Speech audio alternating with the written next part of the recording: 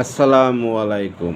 সুযোগের সদ্ব্যবহার সবাই করে, কিন্তু সবসময় লক্ষ্য রাখতে হবে সেটা যেন ভালো কাজের জন্য হয়। সভ্য পৃথিবীতে যুদ্ধ কখনোই কাম্য নয়। মোবাইল ফোন চালাতে বয়সের একটা বিধিনিষেধ করা উচিত সরকারের।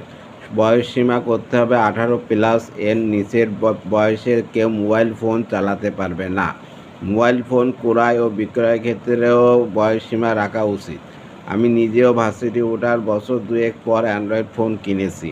এর আগে তারা সবাই পড়াশোনা মনোযোগ দিতে হবে, অযথা আড্ডা না মেরে লেখাপড়ায় মনোযোগ দিতে হবে। ছোটদের হাত ধরে পৃথিবী এগিয়ে যাবে।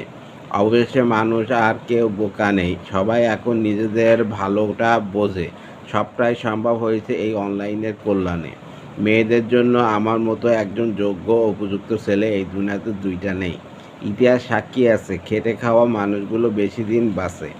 যার কোনো ক্ষুধার যন্ত্রণায় সে সাধারণ মানুষের দুঃখ কষ্ট কীভাবে বুঝবে?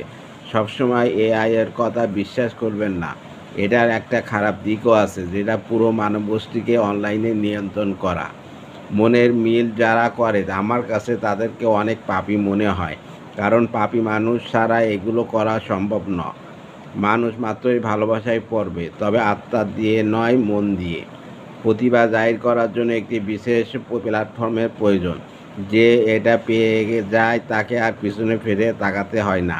ভালো কথা সবসময় একটু দেরিতে ফাঁস হয়। শ্রদ্ধা অতিরিক্ত সম্মান থেকে আসে।